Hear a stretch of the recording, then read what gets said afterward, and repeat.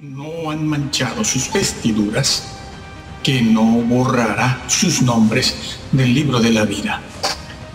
Dice, y querer entrar en el reino eterno con las vestiduras manchadas es no tener cómo presentarse de pie dignamente ante el juez de toda la tierra, sino que es presentarse con vergüenza, lo dice el Señor. Esa palabrita vergüenza no la usamos nosotros, está registrada en la Sagrada Escritura. Ese es el problema, que eso está escrito. Está escrito. Eso está en Apocalipsis 16:15. Sí, para que no nos presentemos con vergüenza. O lo que es lo mismo, es querer entrar en el banquete de boda, sin el vestido de boda. Eso está registrado en Mateo 22:11. Sí.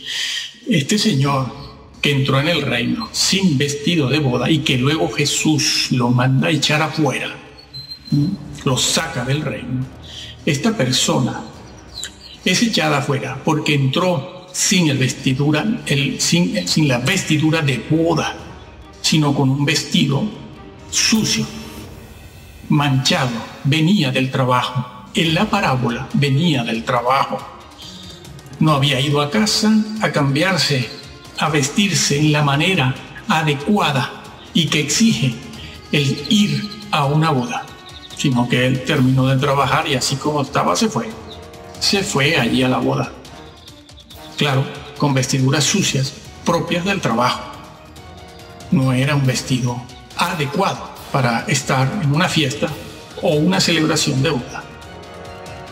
Y eso es lo que dice Jesús en todas partes.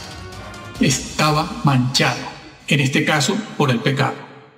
Pues bien, a los fieles de Sardis, el Señor les dice, andarán conmigo. Andarán conmigo. Y después Jesús les promete que jamás borrará sus nombres del libro de la vida. Se los promete, sí.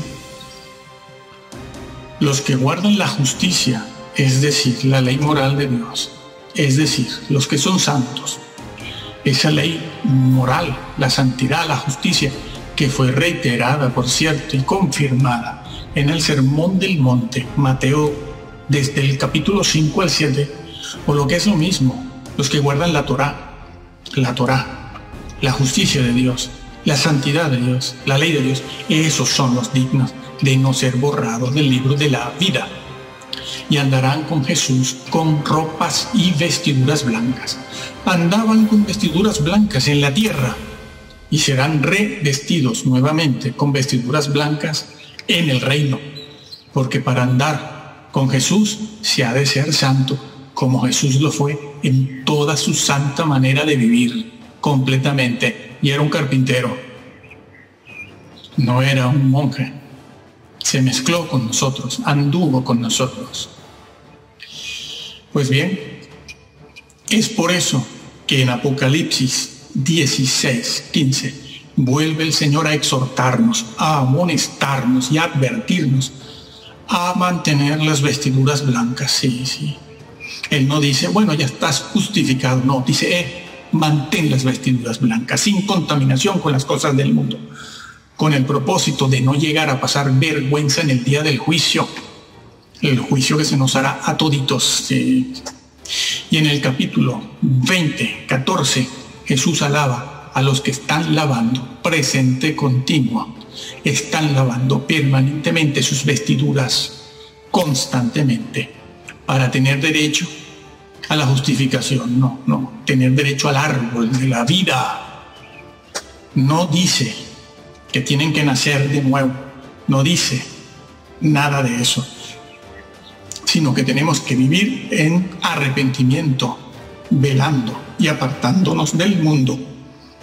Y no me vengan a decir ahora que eso es salvación por obras, porque no lo es. Han entendido mal todo. O que ya están seguros de la salvación porque han sido predestinados, pues han entendido mal Romanos 8. Lo que sí enseña el libro en todas partes, es a cuidar el llamado y la elección. Y harán bien los líderes sobre todo los mayores, los de mayor edad, los de más edad, los viejos, en empezar a decirle a los creyentes que deben conocer bien la sangre de Jesús, deben conocer bien a la persona de Jesús. Dios sí puede ser conocido. Han engañado a los creyentes diciendo que no se puede conocer a Dios. Lo que de Dios no se puede conocer no está registrado en la Biblia. Y lo que sí está registrado es porque se puede y se debe y está ahí para conocerlo, Tienen que empezar por ahí a conocer la persona de Jesús y su sangre, que es un tema bastante largo, y empezar a adorarle en espíritu y en verdad, sin tanto cainismo, sin tantos bailes, danzas y música. Nos va a pasar como a Usa. Murió llevando el arca en pleno jolgorio y celebración. Sí. Cuando en Apocalipsis 7:14 aparece una multitud de creyentes ante el trono de Dios, allí en Apocalipsis aparece una gran multitud de los salvados en el cielo. El apóstol Juan, que está teniendo esa visión, pregunta: ¿quiénes son ellos? Y el Señor de la Gloria no le dice que esa multitud son los que fueron justificados por la fe, o los que aceptaron Juan 3:16, sino que se le dice al apóstol Juan, se le dice a él, que esos son los que lavaron sus vestiduras en la sangre de Jesús. El original griego: han estado lavando sus vestiduras. Sí, en la sangre de Jesús, como dice el versículo que tratamos anteriormente, para tener derecho, al árbol de la vida. Es decir, habían estado velando, cuidando su santidad, su boquita y sus ojitos, para no contaminarse con el mundo, con la tele, con los vídeos, con el Facebook. En el Facebook las fantasías vuelan y se multiplican en forma geométrica. Y eso es lo que se le recomienda a la iglesia de Sardis: velar. Lo dice el Señor: velan y que velen. Aquella multitud lavaba sus vestiduras en la sangre de Jesús, el santo, el bendito, en Jesús, el comandante de los ejércitos celestiales. Sí, nada menos. El comandante en jefe supremo. Sí, él es comandante. Jesús no es ningún tonto, ni es menso, ni es amanerado. Ay, crean en mí, por favor. No, es un guerrero. Apareció en el campamento de Josué, sucesor de Moisés. Es allí donde se dice que él es el ángel de Yahvé, el comandante en jefe de los ejércitos celestiales. Se le aparece a Josué, y cuando Josué lo ve, presiente algo y le pregunta: ¿quién eres?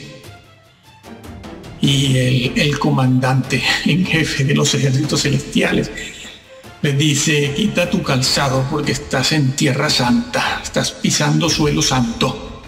¿Y sabes cómo lo vio Josué? Con la espada en la mano. Sí.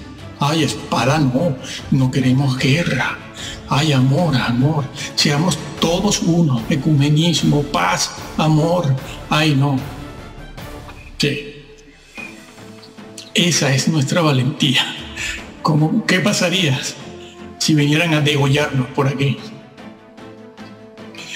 Pues sí, se le apareció a Josué con una espada, un guerrero, porque estaba en guerra. Y así vendrá, sí, hay que decirlo porque está dicho, vendrá con la espada de su boca. Ya pudo haber dicho la espada del Espíritu también, pero dice la espada de su boca. Y también dice esa porción de la Escritura que con esa espada va a matar a un montón de gente. Léelo, Apocalipsis del 18 en adelante. Va a matar gente, sí, va a matar. Ya no vendrá, no entrará con un burrito manso, viene en caballo de guerra.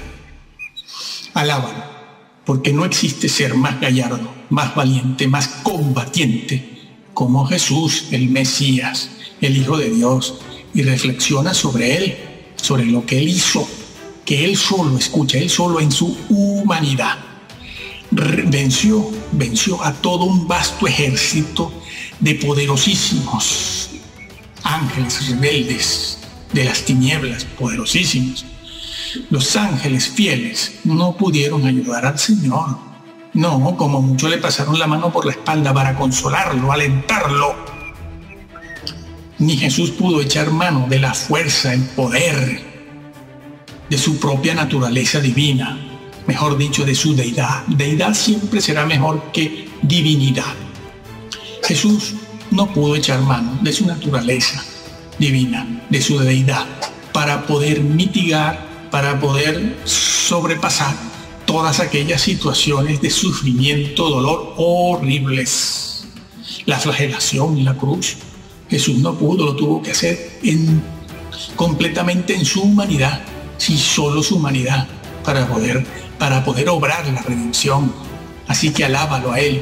Menos salto, menos canto y más doctrina sobre la persona del Señor. Pero la iglesia de Sardis tenía un remanente de creyentes. Lo dice la Biblia, unos pocos. Remanente es una verdad bíblica que cruza la Sagrada Escritura de tapa a tapa, de que a pesar de que en el pueblo de Dios siempre hay muchos, será un remanente el que se salve. Esa es una verdad bíblica siempre, un remanente. Eso que nosotros decimos 4 gatos, no lo decimos nosotros, es que eso también está escrito. Ese es el problema que tienen. No es que seamos negativos, no, son 4 gatos, un remanente. Pues bien, esos que han sido fieles, ese remanente que hacen la voluntad de Dios, van a ser revestidos con vestiduras blancas.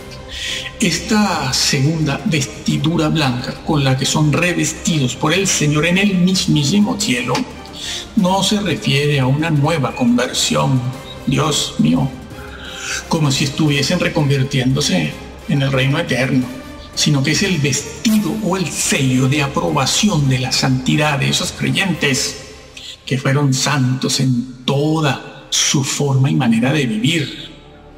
Y además, en la Biblia, el obtener la vida eterna se califica muchas veces de premio.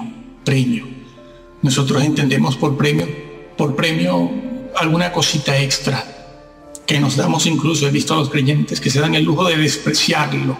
Dicen, bueno, yo voy a pecar un poquito por aquí y si no obtengo premios no importa. Yo con un rincón me conformo. Los rincones no están en el cielo, están en las cavernas. Y además es ir contra el propósito de la predestinación. Decir una cosa como esa es blasfemar, ¿lo sabías? Esa es una blasfemia. Quien diga eso no entra. Sí, lean bien Romanos 8 y también Primera de Corintios 3. Pero bien, exégesis desde el griego. Bien, el Señor les dice, no borraré sus nombres del libro de la vida y confesaré sus nombres delante de mi Padre y de los ángeles. Sí. Así que decimos aquí que somos predestinados para ser como el Mesías, Jesús, sí, ese que se ha puesto de moda decir Hamashiach. Los más cristianos dicen ahora Hamashiach, ¿no? Copiándose de los mesiánicos, porque así lucimos más teólogos que nunca. Nada, hermano, usted puede decir el Mesías. Dios sabe que usted se refiere a su Hijo, Jesús, el Hijo de Dios, el Mesías. No tiene que copiarse ahora todo el mundo Hamashiach. Qué cursi, amigo, qué cursi. Hamashiach. El tema de adorar al Señor no es un tema fonético. No es un tema fonético. Es un tema que está en la mente, del alma. El Señor sabe que estamos hablando de Él. A ver si los chinos también, y los hermanos japoneses, y los hermanos africanos, los vamos a obligar a hablar el hebreo. Dios mío, no es un asunto fonético, por Dios. Somos predestinados a ser como el Mesías, Jesús, y cuidar la salvación. Nada de salvos, siempre salvos. No lo enseña la Biblia. tergiversar lo enseñado en el libro de Apocalipsis sobre las vestiduras blancas y sobre el libro de la vida, diciendo que bueno, al final todos morimos con algún pecado, para darles después la razón a los reformadores calvinistas, que nadie, muy pocos saben lo que ellos enseñaron, es causa de condenación. Están edificando con madera, heno y hojarasca, y alguno está destruyendo. No, la palabra destruir.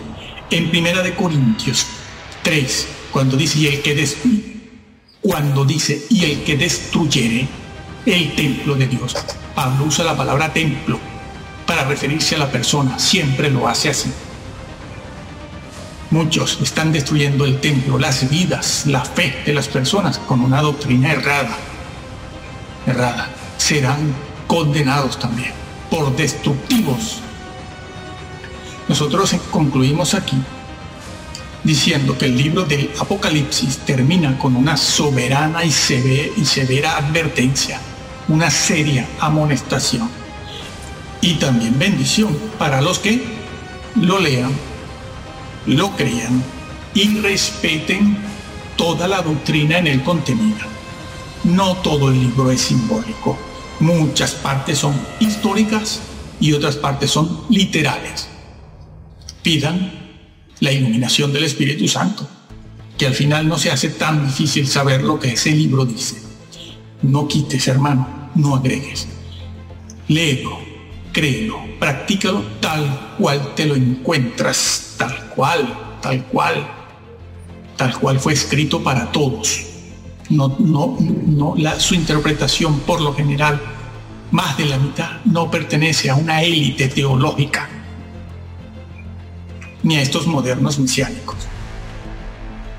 Acércate al Señor, búscalo, ámale. Jesús, solo Jesús, en la Trinidad. Solo Jesús obró la redención, solito Él en su humanidad. Y Él es una de las personas de la Trinidad. Pero solo Jesús, que en tu iglesia se hable solo de Jesús. Si hablan de otras cosas, tú también te haces corresponsable de una iglesia mediocre o de una iglesia que el Señor rechaza, como varias de las que están en el libro de Apocalipsis. Amén.